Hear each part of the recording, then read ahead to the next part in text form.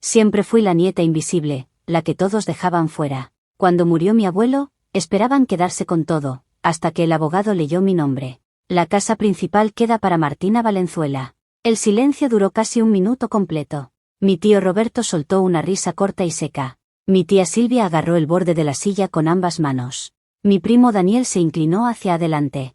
Mi prima Carolina abrió la boca y la cerró 3 veces seguidas. El abogado Carrasco ajustó sus gafas y repasó el documento con el dedo índice. Había leído bien. Él lo sabía antes de entrar. Yo también. Porque 6 años atrás, en la cocina de esa misma casa, con olor a café y a tabaco viejo, mi abuelo me había dicho exactamente lo que iba a pasar. No digas nada hasta que llegue el momento. Y yo no dije nada. No esa tarde. No en los años siguientes. No cuando mi tío Roberto empezó a medir las paredes como si ya fueran suyas. No cuando mi tía Silvia hizo inventario de los muebles del comedor. No cuando Daniel habló de invertir en la propiedad con el mismo tono que usaba para pedirle dinero al abuelo para sus negocios fallidos. Porque mi abuelo tenía razón, las personas muestran quiénes son cuando creen que todavía pueden ganar. Eso no puede ser, dijo mi tío Roberto. El testamento está firmado ante notario el 14 de marzo de hace 6 años, respondió Carrasco. Hay evaluaciones médicas adjuntas, testigos de la firma y una declaración jurada de capacidad. El documento es legalmente válido. Mi tía Silvia señaló hacia mí con el mentón. Martina no tiene el perfil para administrar esa casa. La casa tiene un administrador designado en el testamento, dijo Carrasco. Pero eso se leerá después. Mi primo Daniel se reclinó en su silla. Ese gesto lo conocía desde niños. Significaba que estaba cambiando de estrategia, no que aceptaba. No quiero ofender, Martina. Pero, ¿tú qué vas a hacer con una casa de 500 metros? No tienes hijos. ¿Para qué la necesitas? Esa frase la había escuchado toda mi vida con diferentes palabras. Martina, tú no entiendes estas cosas. Esto lo tienen que decidir los mayores. Tú siempre fuiste muy callada. La casa es prácticamente de todos. Callada, invisible. La que se sentaba al final de la mesa en Navidad, la que nadie llamaba por teléfono. Mi abuelo me había visto. Él sí. La condición, dijo Carrasco pasando al siguiente párrafo. Un momento, levantó la mano mi tío Roberto. Antes de la condición, quiero saber en qué cabeza cabe dejarle una propiedad así a una persona que, me midió. Martina tiene 30 años. No tiene estabilidad. ¿Qué no tengo, tío? No lo grité. Solo lo miré fijo. Él parpadeó. No lo digo por mal. Claro que no. Carrasco carraspeó y siguió leyendo. La casa se transfiere a Martina Valenzuela bajo las siguientes condiciones. Primera, no podrá venderla, cederla, hipotecarla ni transferir su administración a ningún familiar directo durante un periodo de 5 años. Segunda, deberá conservar el estudio del señor Valenzuela exactamente como él lo dejó, sin retirar documentos, libros ni objetos personales. Mi tío Roberto se puso de pie. Eso es. No he terminado, lo cortó Carrasco. Mi tío volvió a sentarse. Tercera condición. Cualquier intento de impugnación por parte de los herederos forzosos activará una cláusula adicional que el señor Valenzuela dejó en un sobresellado. Silencio. Yo conocía esa cláusula. Mi abuelo me la había explicado en una llamada telefónica 3 meses antes de morir. Si quieren pelear, que peleen. Pero si lo hacen, pierden todo. ¿Qué dice esa cláusula adicional?, preguntó mi tío Roberto. Carrasco sacó un sobre de papel craft del maletín. Solo puedo abrirlo si alguien anuncia formalmente su intención de impugnar. Mi tío Roberto abrió la boca. Mi tía Silvia le puso una mano en el brazo. Roberto, espera. Daniel se inclinó hacia él. Papá, no podemos aceptar esto sin saber qué dice ese sobre. No voy a impugnar antes de saber qué hay adentro, dijo mi tío. Hay formas de hablar con una persona sin necesidad de tribunales. Me miró. Martina, hablemos. Esa fue la primera vez en 15 años que mi tío Roberto me miraba a los ojos voluntariamente. No respondí en esa sala. Carrasco explicó que el proceso de transferencia tomaría unas semanas y que el testamento quedaría inscrito en el registro. Me entregó una copia del documento y añadió en voz baja, mientras los demás recogían sus cosas. Su abuelo dejó algo para usted en el estudio. Salí sin mirar atrás. En el estacionamiento, mi tía Silvia me alcanzó. Tu abuelo no estaba bien cuando hizo eso. Le hicieron evaluaciones médicas, dije.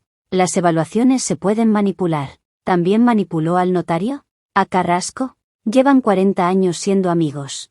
No te voy a mentir, dijo. Esto va a dividir a la familia. No soy yo quien divide nada, tía. El testamento lleva 6 años firmado. El abuelo eligió hace 6 años. Ustedes eligieron hace 6 años tratarlo como si ya estuviera muerto. Eso no es verdad. ¿Cuándo fue la última vez que lo visitaron antes de que enfermara? Sabíamos la respuesta los dos. Mi tía dio media vuelta y se fue. Daniel apareció a mi lado. 30 años de familia y resulta que lo único que había que hacer era tomar café con el viejo para que te dejara todo. Tú también podías haber ido. Yo trabajo. Tengo una empresa. Tengo responsabilidades. Él también las tenía. Y aún así pasaba sus tardes solo. Daniel me sonrió con la sonrisa que usaba cuando estaba a punto de decir algo cruel con amabilidad. Los callados son los peores. Le devolví la sonrisa. Gracias por el cumplido. Me subí al auto y cerré la puerta. La primera vez que mi abuelo me lo dijo fue en una tarde cualquiera, mientras yo lavaba las tazas en su cocina. Voy a dejar la casa a tu nombre. Casi rompí la taza de loza que mi abuela había traído de España. ¿Qué? La casa principal. Es tuya cuando yo me vaya. Abuelo, no puedo. No te estoy preguntando si puedes. Te estoy diciendo lo que va a pasar. Me sequé las manos en el delantal. ¿Por qué? Se sentó en la mesa donde yo aprendí a leer las cartas de la baraja española y me miró con esos ojos claros que veían todo. Porque ustedes hablan de la casa como si yo ya no estuviera aquí. Tu tío Roberto ya tiene contacto con una inmobiliaria. Tu tía Silvia hizo un inventario de las cosas que quiere llevarse. Daniel y Carolina discuten qué harían con el jardín si la vendieran para departamentos. Guardó silencio.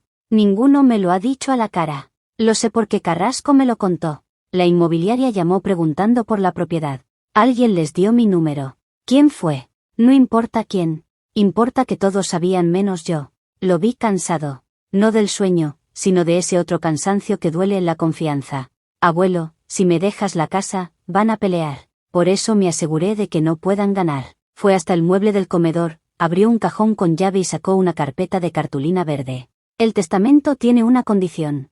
Si intentan impugnarlo, o si intentan presionarte para que vendas, la casa pasa a una fundación que yo mismo creé hace 2 años. Para preservación de patrimonio. No pueden venderla, no pueden vivir en ella, no pueden hacer nada. Pierden todos. Cerré los ojos. Me estás poniendo en medio de una guerra. Te estoy poniendo del lado de la razón.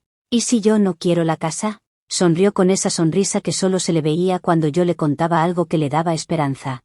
No te estoy dejando la casa para que la quieras. Te la estoy dejando para que cuides de ella hasta que sepas qué quieres hacer. Los demás ya saben qué harían, venderla, repartir el dinero y desaparecer hasta el siguiente entierro. Tengo una condición más, dijo. No le digas nada a nadie hasta que yo me muera. Ni siquiera a mamá. Especialmente a tu mamá. Si le cuentas, va a sentirse obligada a defenderte, y tus tíos la van a atacar. Déjala fuera de esto hasta que sea necesario. Y cuando llega el momento de hablar, vas a saberlo. El día que me lean el testamento con todos ellos en la sala, te van a mirar como si fueras invisible. Como siempre. Y entonces vas a escuchar mi nombre y el tuyo, y vas a ver cómo cambian sus caras. Ese es el momento. Guardó la carpeta. Ellos ya tuvieron años para demostrar quiénes son. Ahora es tu turno de mostrarles quién eras tú mientras ellos no miraban.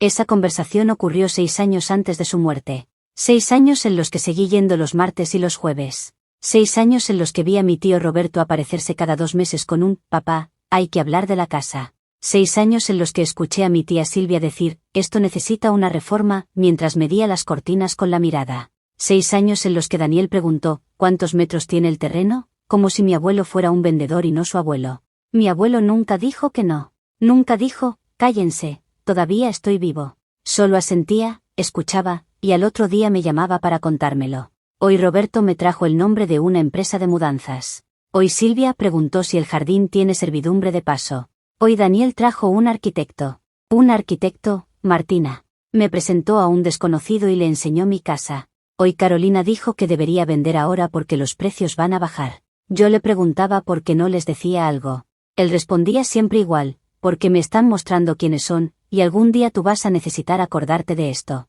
El día que murió, el 12 de noviembre, recibí la llamada del hospital a las 6 de la mañana. Mi tío Roberto había llegado 1 hora antes. Cuando entré a la sala de espera, mi tía Silvia revisaba su agenda. Daniel miraba el parte médico. Carolina me vio, me midió, y volvió a mirar su teléfono. Nadie me saludó. Nadie dijo, gracias por venir.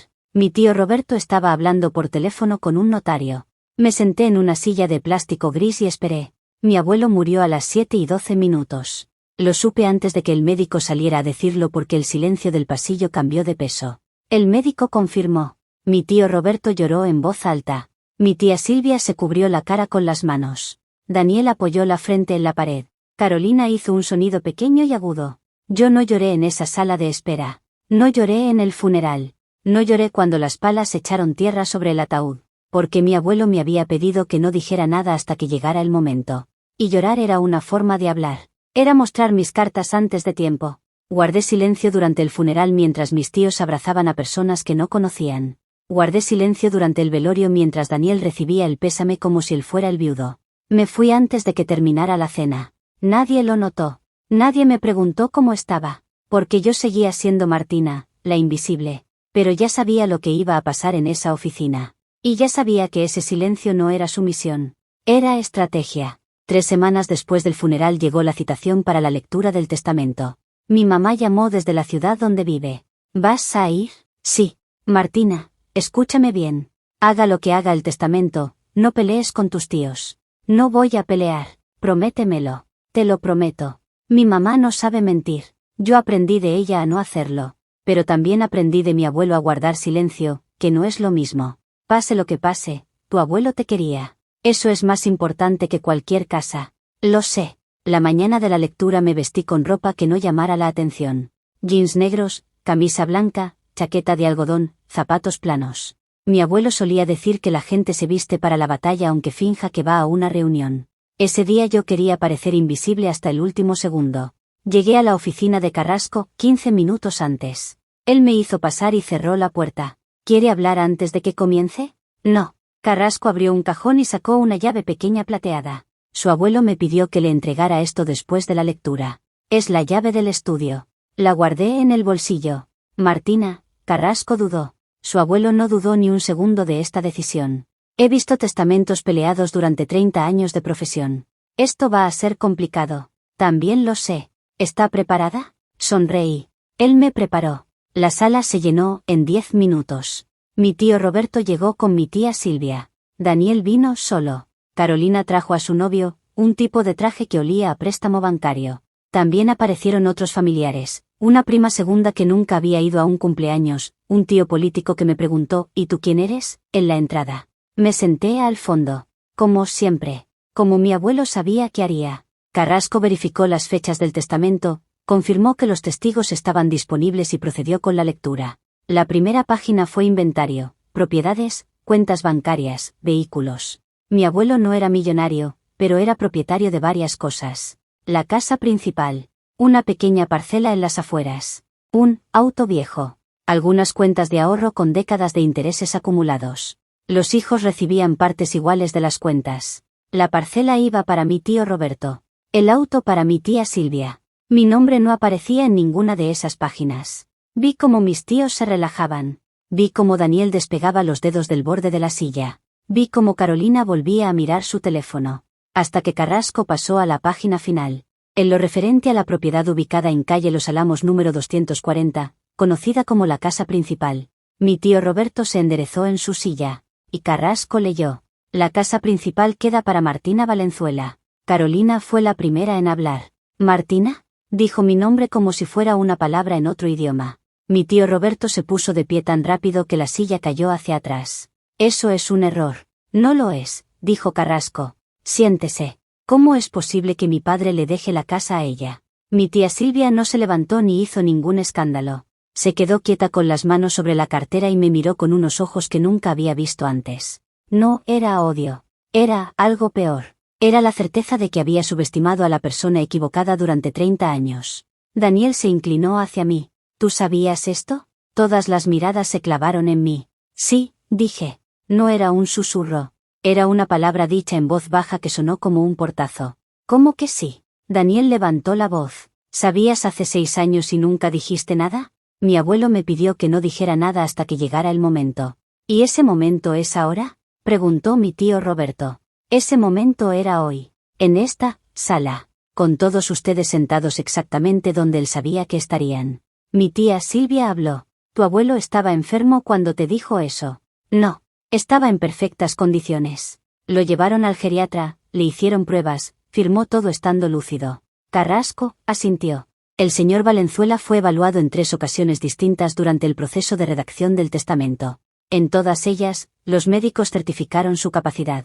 Los médicos se pueden comprar, dijo Carolina. No a este médico, respondió Carrasco. Y no al notario. Y no a los 2 testigos que firmaron el documento. Mi tío Roberto volvió a sentarse. Esto no se va a quedar así. Lo sé, dije. Por eso el testamento tiene una condición. Esa fue mi única ventaja. Ellos no sabían lo que seguía. Yo sí. Mi abuelo me había preparado para cada una de esas caras. Para la indignación de Roberto, para el silencio calculador de Silvia, para la agresividad de Daniel, para la histeria de Carolina. Había ensayado esta escena en mi cabeza durante 6 años de martes y jueves. Carrasco leyó las condiciones. Primera, Martina no podrá vender, ceder, hipotecar ni transferir la administración de la propiedad a ningún familiar directo durante un periodo de 5 años.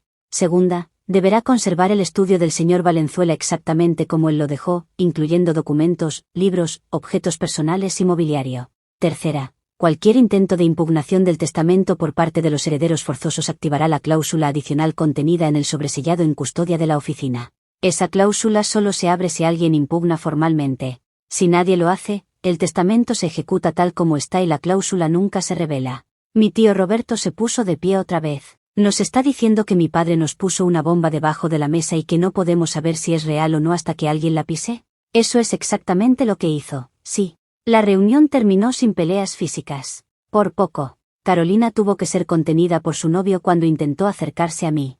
Daniel lanzó su teléfono contra la pared. Mi tío Roberto se fue sin despedirse.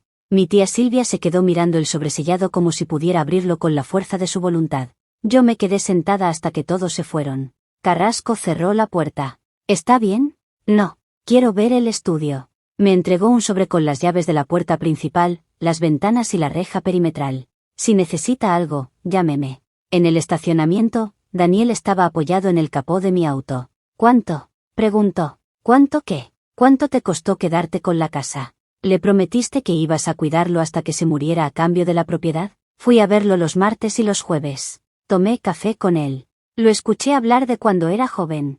Eso fue todo. 30 años de familia y resulta que lo único que había que hacer era tomar café con el viejo para que te dejara todo. Tú también podías haber ido. Abrí la puerta del auto, pero él puso una mano en el marco. Siempre fuiste la callada. La que miraba sin decir nada. Yo siempre supe que eso era peligroso. No era peligroso. Era necesario. ¿Para qué? Para aprender quiénes son ustedes cuando creen que nadie los está mirando. Cerré la puerta y arranqué. No fui a mi departamento. Fui a la casa. Estacioné en la vereda y me quedé mirando la fachada varios minutos. Era una casa antigua de paredes gruesas, ventanas altas, un jardín que mi abuela había cuidado durante años y que después creció sin control. Mi tío Roberto decía que había que remodelarla entera. Mi tía Silvia decía que había que tasarla. Daniel decía que había que venderla. Carolina decía que había que dividirla en departamentos. Abrí la puerta principal con la llave que Carrasco me había dado. El silencio de la casa me golpeó en la cara. Un silencio que sabía a madera y a humedad y a recuerdos. El reloj del pasillo ya no marcaba la hora. Alguien lo había parado el día del funeral, pero nadie lo había vuelto a encender. Caminé por el pasillo sin encender las luces. Pasé por el comedor, por la cocina donde estaba la taza de loza blanca que mi abuelo usaba siempre, por la pequeña biblioteca. Hasta que llegué al estudio. La llave plateada entró en la cerradura como si hubiera sido hecha para esa puerta. Porque lo fue, mi abuelo la había mandado a hacer 6 años atrás, el mismo día que redactó el testamento. El estudio olía a tabaco y a papel viejo. Las cortinas estaban cerradas. Fui hasta el escritorio y abrí el cajón central. No había nada visible. Pero mi abuelo no dejaba las cosas a la vista. El compartimento secreto se abría presionando un clavo en la parte de atrás. Lo presioné. El fondo del cajón se levantó. Debajo había una carpeta de cuero negro. Dentro, una carta manuscrita, un sobre más pequeño y un juego de llaves que no reconocí. La carta decía: Martina, si estás leyendo esto, ya sabes lo que sigue. El sobre pequeño es para tu mamá. Las llaves son del almacén de la calle Nueva. Ahí guardé cosas que no quería que encontraran antes de tiempo. No abras el almacén sola. Lleva a Carrasco. Y recuerda, ellos ya tuvieron años para demostrar quiénes eran. Ahora es tu turno. Te quiere, abuelo. Guardé la carta en el bolsillo interior de la chaqueta. Las llaves eran 2, una grande de hierro, como de candado antiguo, y otra pequeña plateada. El almacén de la calle Nueva. Mi abuelo nunca me había hablado de ese lugar. Cerré el estudio con llave y salí de la casa. El almacén estaba a 15 minutos en auto. Una puerta de metal oxidada con un letrero que decía, Valenzuela y Cía, en letras que se borraban. Carrasco ya estaba esperando cuando llegué. ¿Le contó algo sobre esto? Preguntó. Nunca. A mí tampoco. Abrí el candado con la llave grande. La puerta crujió como si no la hubieran abierto en años. Adentro había cajas apiladas en estantes de madera. Carrasco encendió la linterna de su teléfono y empecé a abrir cajas. La primera, documentos. Escrituras, contratos, cartas, todo en orden cronológico. La segunda, fotografías. Mi abuelo de joven, mi abuela con vestido blanco, mis tíos de niños, mi mamá con una bicicleta roja. La tercera, cuadernos. Mi abuelo había llevado un diario durante 40 años. La cuarta, facturas, recibos, pagarés. Préstamos que mi abuelo había hecho a familiares y que nunca le devolvieron. Carrasco tomó uno de los pagarés y lo leyó bajo la luz de la linterna. Esto es importante. ¿Qué dice? Un préstamo de $20.000 a Roberto Valenzuela. Fecha, hace 12 años. Seguí abriendo cajas. Préstamo a Silvia Valenzuela, $15.000. Préstamo a Daniel Valenzuela, $30.000. Préstamo a Carolina Valenzuela, $8.000. Todos firmados. Todos vencidos. Ninguno pagado. ¿Por qué guardó todo esto? Preguntó Carrasco. Porque mi abuelo sabía que llegaría un día en que su familia lo trataría como un cajero automático. Porque guardaba munición para la guerra que sabía que iba a venir. Esto es la cláusula adicional, dije. No. La cláusula adicional es un documento legal. Estos son pruebas. Exacto. Las pruebas de que mi abuelo sabía exactamente quiénes eran ellos antes de decidir quién merecía la casa. Carrasco guardó el pagaré. ¿Qué va a hacer con todo esto? Cerré el candado y volví a la puerta. Primero voy a llevarle el sobre a mi mamá. Después voy a esperar. Ellos van a impugnar. Cuando lo hagan, voy a abrir la cláusula adicional, y lo que diga ahí va a decidir el futuro de esta familia. ¿Y si no impugnan? Entonces en 5 años podré decidir qué hago con la casa sin que nadie pueda presionarme. Y ellos van a tener que mirar desde afuera mientras yo vivo en el lugar que nunca me dejaron ocupar. Carrasco sonrió. Tu abuelo estaría orgulloso. Lo sé. El sobre para mi mamá llegó por mensajería al día siguiente.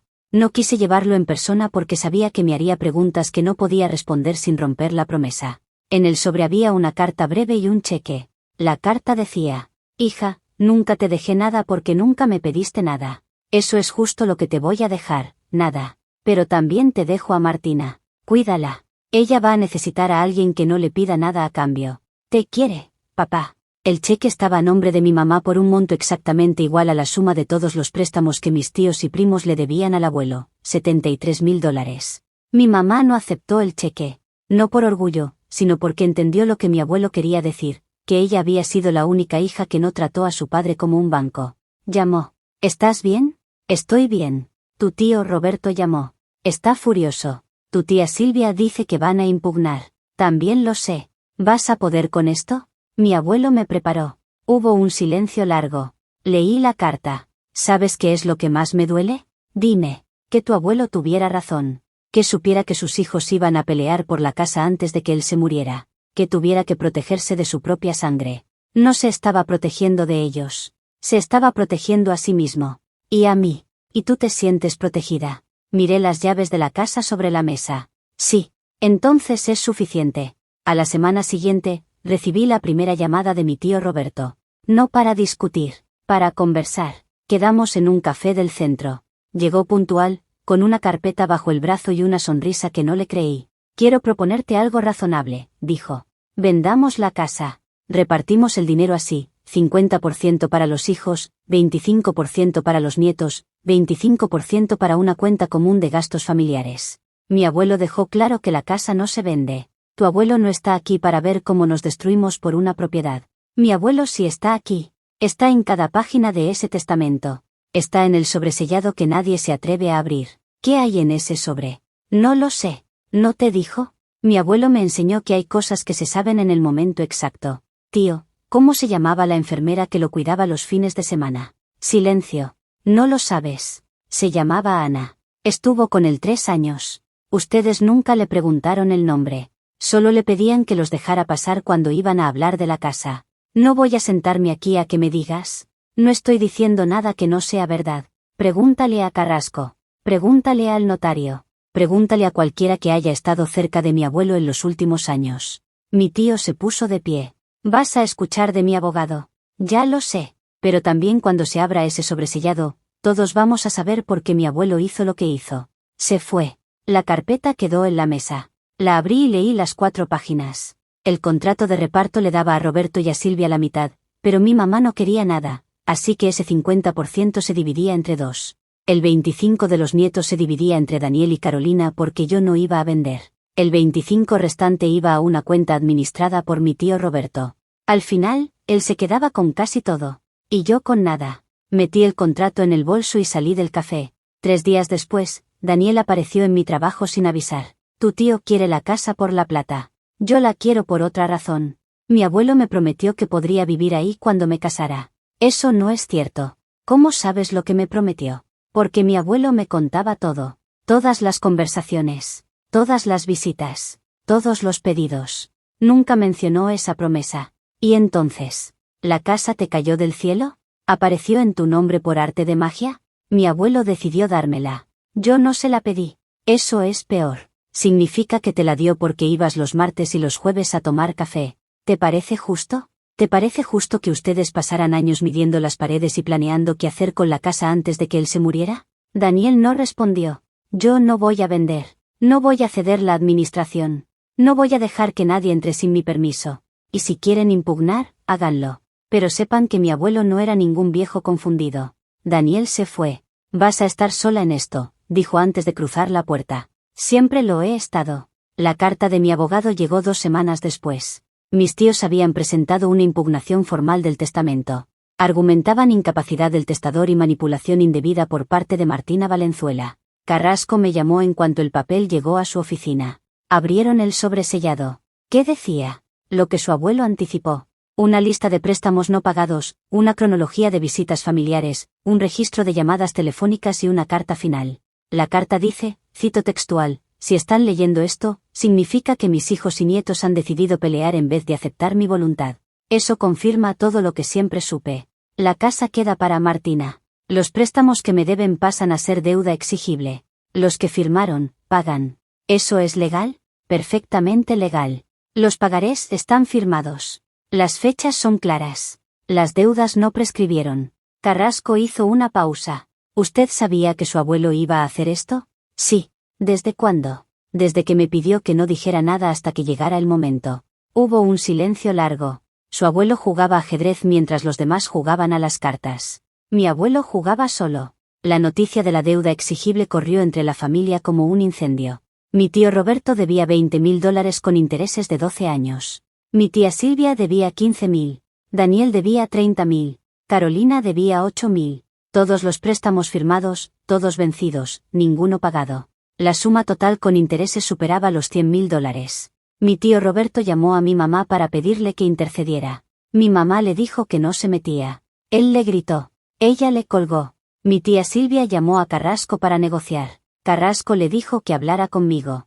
Daniel me mandó un mensaje de texto, hablemos. Carolina me bloqueó de todas las redes sociales y le pidió a su novio que me llamara para intimidarme. El novio colgó cuando le dije que tenía grabada la conversación. La familia se fracturó en 3 bandos, los que debían dinero y querían pelear, los que no debían nada y se mantenían al margen, y yo. Solo yo. Como siempre. Pero esta vez, estar sola no significaba estar débil. Significaba que ya no tenía que pedir permiso. La última escena de esta historia ocurrió en la casa de mi abuelo. 2 meses después de la lectura del testamento. Una tarde de lluvia. La familia pidió una reunión para cerrar el tema de una buena vez. Yo acepté con la condición de que fuera en la casa, con Carrasco presente y con un registro de audio de todo lo que se dijera. Llegaron todos. Roberto, Silvia, Daniel, Carolina, algunos tíos políticos, un par de primos que no habían hablado en años. Se sentaron en el comedor, en la mesa larga donde comíamos en Navidad. Ocuparon las sillas que siempre ocupaban. Yo me senté al fondo, como siempre, pero esta vez, la silla al fondo era la cabecera de la mesa. Porque la cabecera era mía. Porque esa casa era mía. Porque mi abuelo había dispuesto que así fuera. Carrasco abrió la reunión. Todos han recibido copia de la cláusula adicional. Todos saben que los pagarés son exigibles. ¿Alguien tiene algo que decir antes de que empecemos? Mi tío Roberto habló primero. Quiero una negociación. No hay negociación, dije. Martina, la casa no se vende. Los préstamos se pagan. Las condiciones del testamento se cumplen. ¿Y si no pagamos? Preguntó Daniel. Carrasco inicia el cobro judicial. ¿Y si impugnamos el testamento? Ya lo hicieron. Perdieron. Mi tía Silvia rompió el silencio. ¿Por qué nos haces esto? Somos familia. Tía, ustedes empezaron a medir las cortinas cuando mi abuelo todavía estaba vivo. Ustedes trajeron una inmobiliaria a esta casa. Ustedes me trataron como si no existiera durante 30 años. Esto no es venganza. Esto es consecuencia. Carolina se puso de pie. Eres una resentida. Puede ser. Una trepadora. También. Una mentirosa que se hizo la buena con el abuelo para quedarse con todo. Si eso te ayuda a dormir por la noche, adelante. La reunión se alargó por 3 horas. 3 horas de acusaciones, de lágrimas fingidas, de tu abuelo no habría querido esto. Cuando terminó, todos se fueron. Todos menos yo. Me quedé sentada en la cabecera de la mesa, mirando las sillas vacías, escuchando la lluvia golpear las ventanas. Mi abuelo tenía razón, las personas muestran quiénes son cuando creen que todavía pueden ganar. Ese día, mi familia mostró exactamente quiénes eran. Y yo, por primera vez en 30 años, dejé de ser invisible.